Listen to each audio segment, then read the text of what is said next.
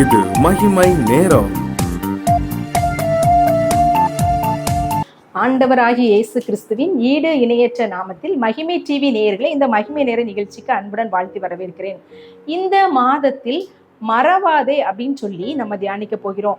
ஆண்டவர் செய்த காரியங்களை நம்ம மறக்க கூடாது, என்னென்ன காரியங்களை மறக்க கூடாது அப்படின்னு இந்த மாதத்துல நம்ம தியானிக்க போகிறோம். மறவாதே அப்படின்னு சொல்லி அநேக நேரங்கள்ல நம்ம கூட நாம் செய்கிற அன்றாட அலுவல்களை, அன்றாட காரியங்கள்ல ஏதாவது ஒரு காரியம் செய்யணும், முக்கியமான காரியம் செய்யணும் அப்படின்னு நினைச்சு சில நேரம் மறந்துட்டோம். ஐயோ இதை நம்ம செய்யலையே அப்படின்னு சொல்லி நம்ம வேலை காரியங்கள், நம்முடைய குடும்ப காரியங்கள், நிறைய காரியங்களை நம்ம மறந்து விடுகிறவர்களாய் காணப்படுகிறோம். ஐயோ நான் இதை மறந்துட்டேனே அப்படின்னு சொல்லி நம்ம அங்கலாய்க்கிறோம்.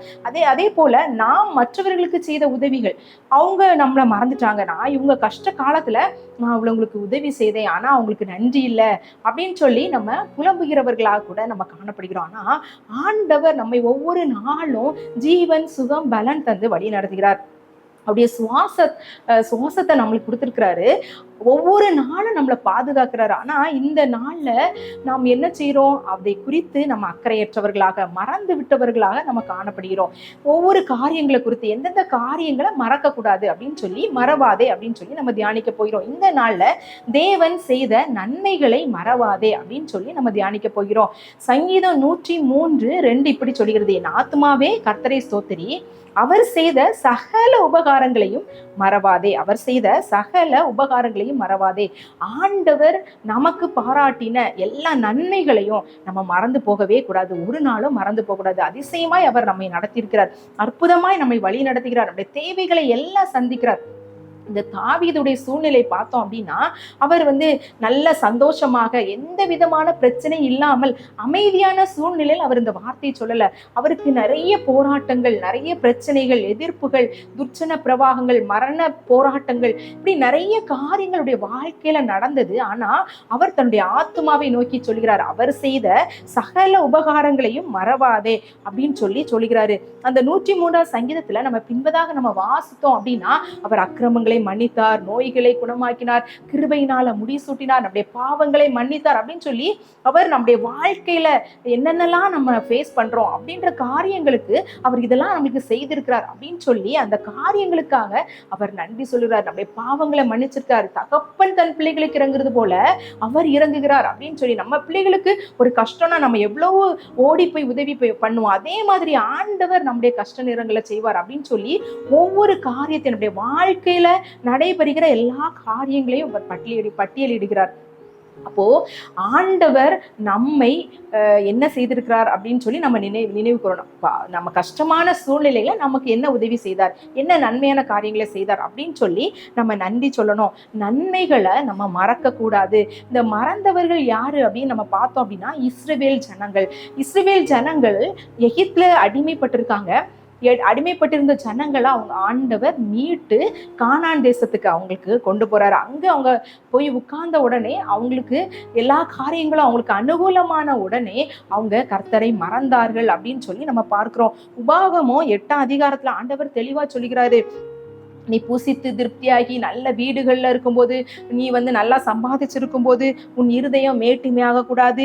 நீ இந்த மாதிரி ஆண்டவர் உனக்கு செய்த எல்லா காரியங்களையும் நீ நினைச்சேனும். புறப்பட பண்ணினவர், வனாந்தரத்துல புறப்பட பண்ணினவர், கொள்ளிவாய் சர்ப்பத்துக்கு தப்புவித்தவர், இது எல்லாவற்றையும் நீ மறந்து போக கூடாது அப்படின்னு ஆண்டவர் சொல்றாரு. நான் சம்பாதிக்கிறதான காரியங்கள் என்னுடைய பலத்தினால உண்டானது என்று நம்ம நினைக்க கூடாது. கர்த்தர் நமக்கு பலன் கொடுத்திருக்காரு அப்படி நம்ம நினைக்கணும் அப்படின்னு சொல்லி இந்த வசனம் சொல்லப்படுகிறது. ஆனா இந்த ஜனங்கள் என்ன செய்தாங்க, மறந்து போனார்கள் அப்படின்னு சொல்லி நம்ம பார்க்கிறோம். அருமையானவர்களே, நம்முடைய வாழ்க்கையில காணப்படுகிறதான போராட்டம், சூழ்நிலைகளால பிரச்சனை, நமக்கு இருக்கிறதான நெருக்கமான சூழ்நிலைகள்ல நம்ம ஆண்டவரை அதிகமா பிடித்து தேடுகிறோம். ஆண்டவரே நீங்க எனக்கு உதவி செய்யணும் அப்படின்னு சொல்லி நம்ம தேடுகிறோம். அவரிடத்துல நன்மை பெற்ற பிறகு நம்ம ஆண்டவரை அவருக்கு ஒரு நன்றி கூட சொல்லாதவர்களாக, அதுக்கப்புறம் கோயிலுக்கு நம்ம போகணுமா வேண்டாமா அப்படின்ற ஒரு சிந்தனைக்குள்ள இன்னைக்கு நம்ம போக வேண்டாம், அடுத்த வாரம் போய்க்கலாம், இன்னைக்கு இப்படி இருக்கு அப்படின்னு சொல்லி நாம் ஆலயத்துக்கு போகிறத கூட தடை செய்கிறது இந்த ஆசீர்வாதமான காரியங்கள். அது நமக்கு ஆண்டவர் தான் தந்தார் அப்படின்றத நம்ம மறந்து போகிறோம். அவர் செய்த நன்மைகளை நம்ம மறந்து போகிறது. தானியேலை நீங்க எடுத்துக்கொண்டீங்க அப்படின்னா, அவன் பாபிலோனுக்கு கொண்டு போகப்படுகிறான். அந்த அடிமையாய் அவன் கொண்டு போகப்பட்டு அந்த அந்த ட்ரைனிங் பீரியட், அந்த ராஜாவின் போஜனத்தை நான் சாப்பிட மாட்டேன் அப்படின்னு சொல்லி ஒரு வைராக்கியமா இருக்கிறான், ஆண்டவருக்காக வைராக்கியமா இருக்கிறான். அந்த நேரத்திலையும் ஆண்டவர் அவர் தேடுகிறான். ஏன் அவன் வைராக்கியமா இருக்கிறான்? ஒருவேளை அந்த புறஜாதியான மக்கள் மத்தியில இவன் வைராக்கியமா இருக்க வேண்டிய அவசியம் இல்லை, அவங்களுக்கு அதை காமிக்க வேண்டிய அவசியம் இல்லை. ஆனா ஆண்டவர் அவனுடைய தேவைகளை பூர்த்தி செய்கிற தேவன். இந்த தேவன் எல்லாவற்றை காட்டிலும் என் தேவன் பெரியவர் அப்படின்றத அவன் உணர்ந்ததுனால அந்த நன்மையான காரியங்கள் ஆண்டவர், அந்த பிரச்சனையான சூழ்நிலை கூட ஆண்டவர் எனக்கு நன்மையான காரியங்களை செய்தார் அப்படின்னு சொல்லி அவன் 3 வேளை அவன் ஜெபிக்கிறவனாய் காணப்படுகிறான். அவன் அடிமையா இருக்கும் போதும் ஜெபிக்கிறான், அந்த ராஜாவின் ஸ்தானத்துல உயர்த்தப்பட்ட பிறகும் அவன் ஜெபிக்கிறவனாய் காணப்படுகிறான். அப்படி அந்த ஜெபித்ததின் மூலமாக பெரிய பிரச்சனை, சவாலான சூழ்நிலையை கூட அவன் தாண்டி செல்லக்கூடிய கிருபை. சிங்கங்களுக்கு ஆண்டவர் அவனை தப்புவிக்கிற வல்லமையை கூட ஆண்டவர் அவனுக்கு கட்டளையிட்டார் அப்படின்னு சொல்லி பார்க்கிறோம். நம்முடைய வாழ்க்கையில நம்ம எப்படி இருக்கிறோம் அப்படின்னு நம்ம சிந்திக்க அழைக்கப்படுகிறோம். அநேக நேரங்கள்ல நாம் ஒரு நல்ல வேலை கிடைச்சிட்டு நம்ம ஆரோக்கியமாயிட்டோம், சுகமாயிட்டோம் அப்படின்னா ஆண்டவரை மறந்தவர்களாக நம்ம காணப்படுகிறோம். அடுத்ததாக நம்ம கிருபையை மறக்கக்கூடாது, நன்மைகளை நம்ம மறக்கக்கூடாது, நம்ம கிருபைகளை மறக்கக்கூடாது. ஆண்டவர் நமக்கு பாராட்டின கிருபை, தகுதி இல்லாத நம்ம அநேக நேரங்களில ஆண்டவர் தகுதிப்படுத்தி நம்மை ஆசீர்வதித்து வைத்திருக்கிறார் இல்லையா? நம்ம அந்த கிருபைகளை நம்ம மறக்க கூடாது. 10 குஷ்டரோகிகளை குறித்து நம்ம பார்த்தோம் அப்படின்னா 10 பேரும் யாருமே அவங்கள என்ன செய்ய மாட்டாங்க, பார்க்கவே மாட்டாங்க, அவங்க பக்கத்துலவே போக மாட்டாங்க. ஆனா அந்த 10 குஷ்டரோகிகளும் ஆண்டவர் என்ன செய்தாரு, சுகப்படுத்துறாரு. ஆசாரியர்களுக்கு உங்களை போய் காண்பீங்க அப்படின்னு சொல்லி அனுப்பி விடுகிறாரு. அப்படி ஒரு கிருபை பாராட்டினதை அவங்க மறந்து போனாங்க. அந்த 9 பேரும் அவங்க நன்மைகளை, அவர் செய்த கிருபைகளை, அவருக்கு பாராட்டின கிருபைகளையும் சுகத்தையும் அவங்க மறந்தவர்களா போனாங்க. ஒரே ஒருத்தர் மாத்திரம் திரும்பி ஆண்டவருக்கு நன்றி சொல்லுகிறாரு. அப்போ ஆண்டவர் என்ன சொல்றாரு, உன் விசுவாசம் உன்னை ரட்சித்தது அப்படின்னு சொல்றாரு. அப்போ நம்ம கிருபையை நம்ம மறந்தவர்களாக, ஆண்டவர் நமக்கு பாராட்டின கிருபையை, நன்மைகளை மறந்தவர்களாக இருந்தோம் அப்படின்னா நமக்கு கிடைக்கிற ஆசீர்வாதம் நிலைக்காது. இது ஒரு ரட்சிப்பான ஆசீர்வாதத்தை இந்த ஒரு குஷ்டரோகி பெற்றுக்கொள்கிறான். அப்போ நீடித்த ஆசீர்வாதம் நமக்கு வேணும், நித்திய ஜீவனுக்குள்ள ஆசீர்வாதம் நமக்கு வேணும் அப்படின்னா அவருடைய கிருபைகளை நம்ம மறக்க கூடாது. ஒரு பாடலின் வரிகள் இவ்வாறு சொல்கிறது, எண்ணிப்பார் எண்ணிப்பார் எண்ணிப்பார் நீ பெற்ற பாக்கியங்கள், கர்த்தர் செய்த நன்மை யாவும் எண்ணு ஒவ்வொன்றாய், ஆசீர்வாதம் ஒவ்வொன்றையும் எண்ணு ஒவ்வொன்றாய்.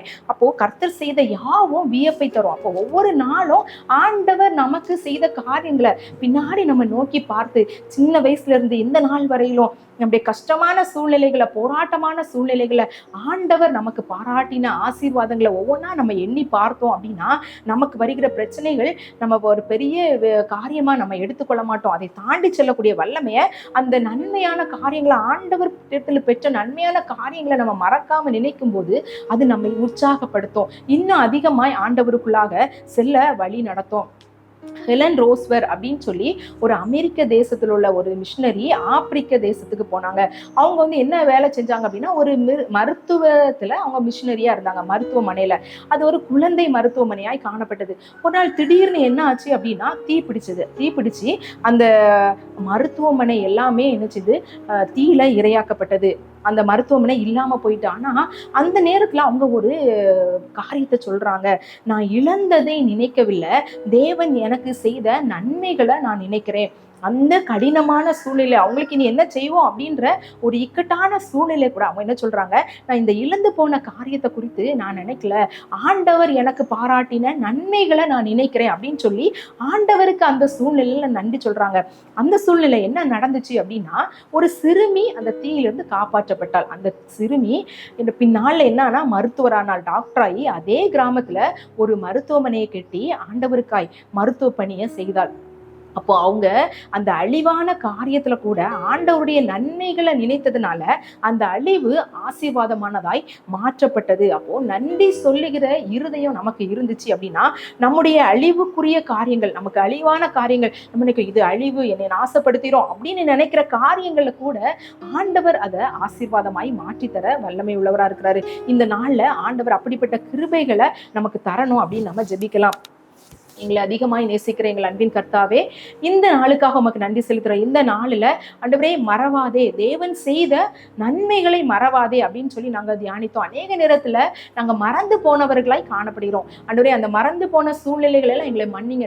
நீங்கள் எங்களுக்கு பாராட்டின நன்மைகளை நாங்கள் ஒவ்வொரு நாளும் எண்ணி, நீர் எங்களுக்கு பாராட்டின ஆசீர்வாதங்களை எண்ணி ஆண்டவரே நாங்கள் நன்றி செலுத்த எங்களுக்கு கிருபை தாங்க.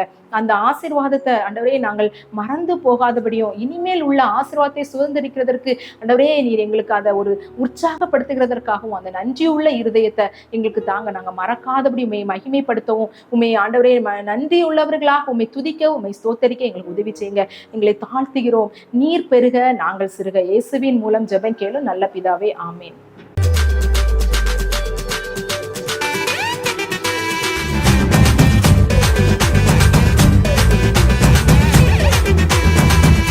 மகிமை